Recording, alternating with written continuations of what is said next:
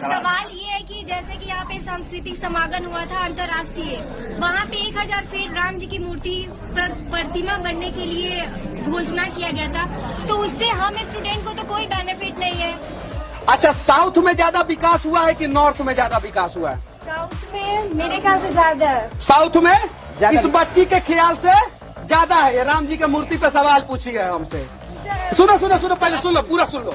South में ज्यादा मंदिर है कि नॉर्थ में ज्यादा मंदिर है?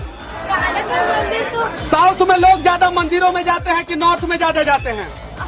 तुम्हारे हिसाब से मक्का मदीना भी बंद हो जाना चाहिए, लेकिन पूरा सऊदीया का इकोनॉमी जो है मक्का मदीना चलाता है।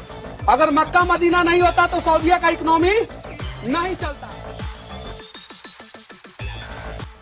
पहली बात तो ये कि ये कोई पत्रकार नहीं है, इसको मैं प्रोपेगेंडिस्ट कहता हूँ, ये बहुत बड़ा। दूसरी सबसे बड़ी बात कि ये एक कुआं का मेढक है। पहले तो मैं कहूंगा मनीष कश्यप को अपनी जानकारी बढ़ानी चाहिए, अपने नॉलेज। ये देखिए, संघियों का एक सबसे बड़ा एक प्रोपेगेंडा करने का तरीका होता है कि झूठ को भी इतने कॉन्फिडेंस के साथ बोलो, झूठ को इतने सच्चाई को ऐसे छुपा दो चालाकी के साथ में कि सच्चाई सामने आ ही ना पाए। जैसे राहत इंदौरी कहते हैं, झूठ भी बोलो तो आवाज भारी रखो। तो इन दिनों सोशल मीडिया पे ट्विटर के माध्यम से, वो भी ट्विटर अकाउंट जो वेरीफाई है, उससे एक वीडियो शेयर किया जा रहा है जिसमें एक लड़की सवाल पूछती है कि अगर 1000 फीट के राम भगवान की मूर्ति बनती है तो उससे छात्रों को क्या फायदा होगा।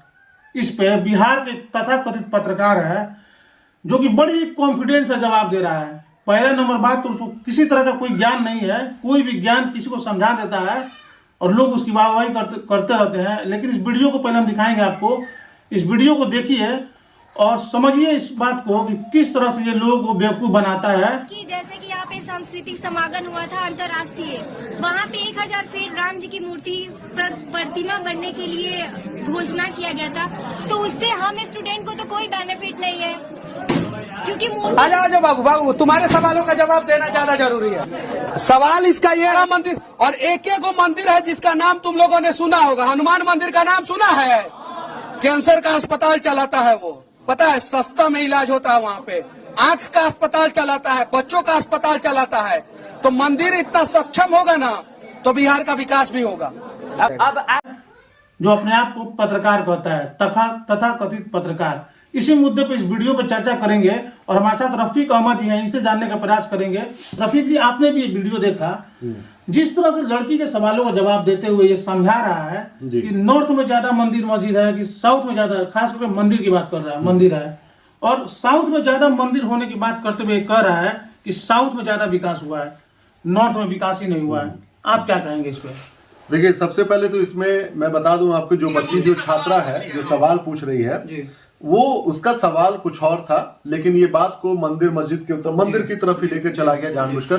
पहली बात तो ये कि ये कोई पत्रकार नहीं है, इसको मैं प्रोपेगेंडिस्ट कहता हूँ। ये बहुत बड़ा प्रोपेगेंडिस्ट है जो हाथ में माइक लेके अपना प्रोपेगेंडा चलाकर और एक टीआरपी के लिए अपना नाम इसने बेच दिया है ऑलरेडी, और एक अच्छा खासा टीआरपी इसने कमा लिया, इसमें कोई दो राय नहीं है। दूसरी सबसे बड़ी बात कि ये एक कुआं का मेढक है, क्योंकि जब आपके पास जानकारी नहीं होती है, सबसे पहले तो मैं कहूंगा मनीष कश्यप को अपनी जानकारी बढ़ानी चाहिए, अपने नॉलेज को बढ़ाना चाहिए। होता क्या है कि जब आप कुआं में रहते हैं तो आपको दुनिया का पता नहीं चलता है कि कहां पे दुनिया चल रही है। उसके बावजूद भी इन बच्चों के सामने ऐसी बातें बिल्कुल कॉन्फिडेंस के साथ बोलना कि बच्चे समझेंगे। कहते हैं ना, ये देखिए, संघियों का एक सबसे बड़ा एक प्रोपेगेंडा करने का तरीका होता है कि झूठ को भी इतने कॉन्फिडेंस के साथ बोलो, झूठ को इतने सच्चाई को ऐसे छुपा दो चालाकी के साथ में कि सच्चाई सामने आ ही ना पाए। जैसे राहत इंदौरी कहते हैं, झूठ भी बोलो तो आवाज भारी रखो। आवाज भारी रखो, एग्जैक्टली काम करते हैं।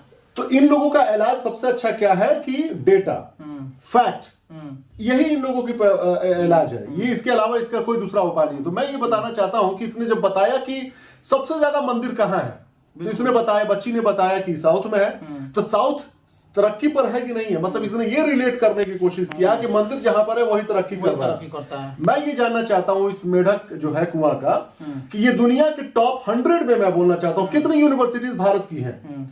मेरे पास लिस्ट सामने है, मैं दिखाना चाहूंगा कि दुनिया के टॉप 100 यूनिवर्सिटीज में मैं कुछ नाम भी ले लेता हूं, जिसमें स्टैनफोर्ड यूनिवर्सिटी है, MIT है, ऑक्सफोर्ड है, हार्वर्ड है, कैम्ब्रिज यूनिवर्सिटी है, ज्यूरिख है, कैलिफोर्निया यूनिवर्सिटी है, इंपीरियल यूनिवर्सिटी है लंदन का। None of them are from India, कोई भी इंडिया से नहीं है। तो कहने का मतलब यह हुआ कि आप देखिए इन लोगों की क्या एक मानसिकता है कि हम अपने जनमानस को, क्योंकि ये जो संघीय मानसिकता होती है, ये जो प्रोपेगेंडिस्ट, वो चाहते हैं कि लोग हमारे पीछे रहें, कमजोर बने रहें, पढ़ लिख के कामयाब ना हो, खाना पूर्ति के लिए चीजें चलती रहेगी। यूनिवर्सिटी में आपने बना दिया है तो चलिए, कैसे कह रहा कि ये मंदिर है, ये यूनिवर्सिटी चलाती है। मैं ये कहता हूं कि वही आपका बेंचमार्क क्यों है?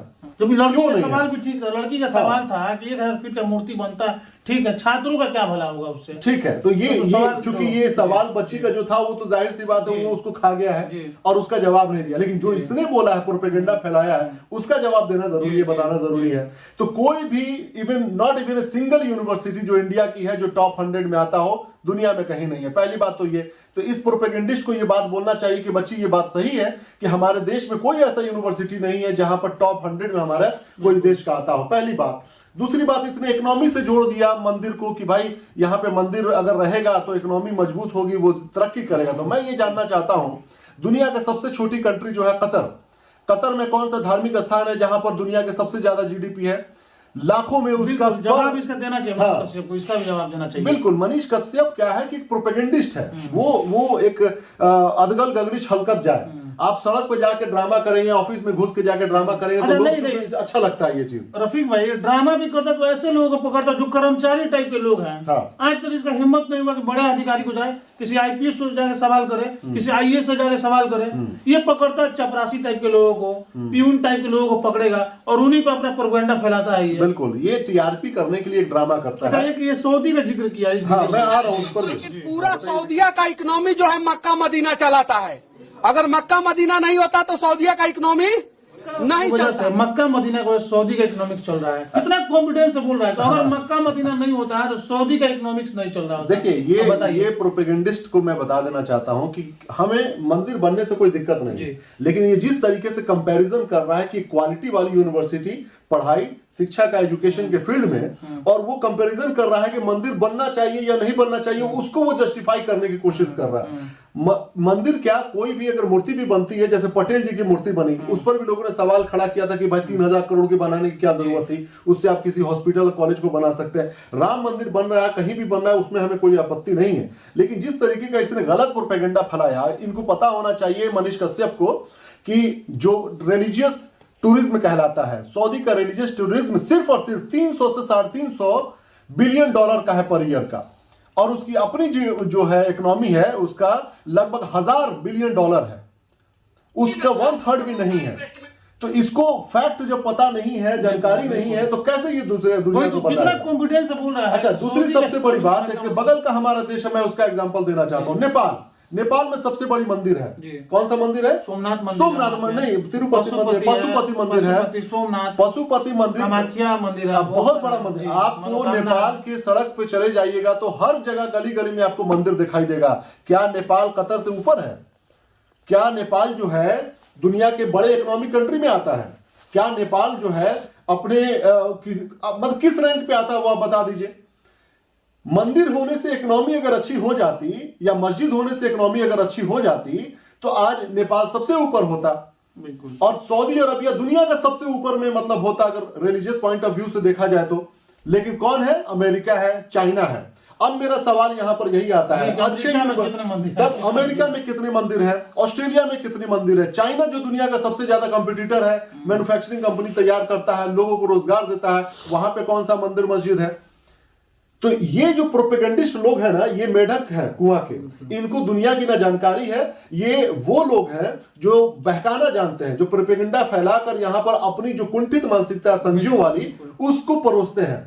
और ये जो बच्ची सवाल कर रही है, जिस बच्ची का सवाल बिल्कुल जायज है, उसका मकसद ये नहीं है कि क्या बनना नहीं चाहिए या क्या बनना चाहिए, उसका मकसद है तो समझिए इस जवाब से इसने उस बच्ची का मोरल डाउन कर दिया, बिल्कुल मोरल डाउन सवाल किया, नहीं पूछ पाई है ये। अच्छा, उस शख्स का, इस ये जो प्रोपेगेंडिस्ट है मनीष कश्यप, उसका बॉडी लैंग्वेज आप देखिएगा, वो ऐसा लगता है कि उस बच्ची पर चढ़ जाएगा, थोपना चाह रहा है, थोपने की कोशिश कर रहा है, जबकि वो 12th क्लास की बच्ची है। सोचिए कितना उम्र होगा उसका। बिल्कुल। और ये मनीष कश्यप एकदम चढ़ा जा रहा है, लग रहा है कि मतलब अपना बात जबरदस्ती मनवा देगा। देखिए ये तो एक, मैं तो हम लोग उसके बारे में भी बात करके समझिए उसकी इज्जत बढ़ा रहे हैं, लेकिन चूंकि ये प्रोपेगेंडा फैलाने में माहिर हो चुका है तो इसके प्रोपेगेंडा का जवाब मिलना चाहिए।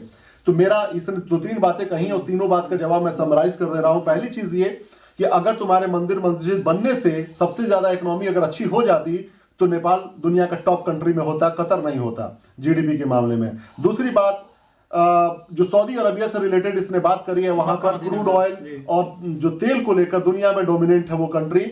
वहां पर रिलीजियस टूरिज्म सिर्फ 300 से $350 बिलियन का होता है।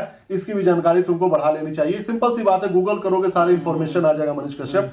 तीसरी चीज कि अगर मंदिर बच जाने से शिक्षा का क्षेत्र अच्छा हो जाता तो फिर अमेरिका जैसे कंट्री में हर गली गली में मंदिर होना चाहिए था, है ना, जहां पे बच्चे आज भी, ये खुद मैं कहता हूं कि इसके अपने के बच्चे अगर होंगे, हालांकि संघियों के मुझे शक होता है कि होते हैं कि नहीं होंगे, अगर होंगे तो उसको मौका मिलेगा कि अमेरिका जाके पढ़े तो वो भी दौड़ के चला जाएगा। वो नहीं कहेगा कि पापा बगल में मंदिर है, वहीं के उसके द्वारा चल रहा है, हम वहीं पे पढ़ लेते हैं, है ना। तो ये चीज तो होगा नहीं। तो ये बच्चों के दिलो दिमाग में प्रोपेगेंडा फैला के आग लगाने की आवश्यकता नहीं है। अच्छा रफीक जी, कई सारे लोग इस वीडियो को देख रहे होंगे जो कि ब्लाइंड फॉलोअर है मनीष कश्यप के, उनसे आप क्या कहना चाहेंगे? वो तो हम लोग कोई गाली देंगे कमेंट बॉक्स में, ना। उनको क्या कहना चाहेंगे कि कैसे लोग समझे, कैसे पहचान करें उन लोगों की जो जबरदस्ती, जो अनअवेयर लोग होते हैं ना, वो किसी के पीछे अंधभक्त बन जाएंगे। यही इस देश की सबसे बड़ी समस्या है।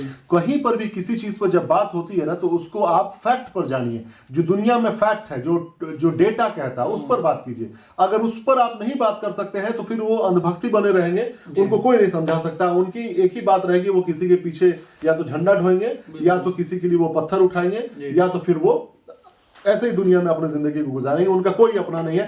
हाँ, अगर अपने आप को बेहतर बनाना चाहते हैं, जानकार बनाना चाहते हैं, तो सिंपल सी चीज है, आपके हाथ में मोबाइल है, हर चीज दुनिया की इंफॉर्मेशन वहां पे मौजूद है, आसानी से वहां मिल जाएगी। सारा चीज, एक चीज सर्च कीजिए, आपको टॉप यूनिवर्सिटीज खोज लीजिए कि 100 में से क्या इंडिया का कोई यूनिवर्सिटी आता है।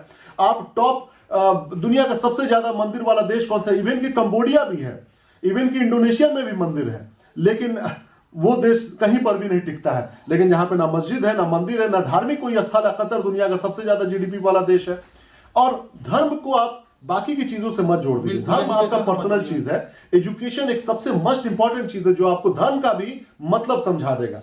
इसीलिए मनीष कश्यप ये प्रोपेगेंडा फैलाना छोड़ दो। बिल्कुल, आप शिक्षित होंगे तो ही गीता और कुरान भी पढ़ पाएंगे। शिक्षित नहीं हो तो क्या गीता और क्या कुरान पढ़ेंगे? इसीलिए कहीं भी रहिए, अपने बुद्धि विवेक से फैसला लीजिए और ऐसे प्रोपेगेंडा कश्यप को बढ़ावा मत दीजिए। ये सिर्फ और सिर्फ पत्रकारिता को बदनाम करने के लिए आए हैं और ये जबरदस्ती अपनी बात थोपने के लिए आए हैं। बहुत बहुत धन्यवाद आपका।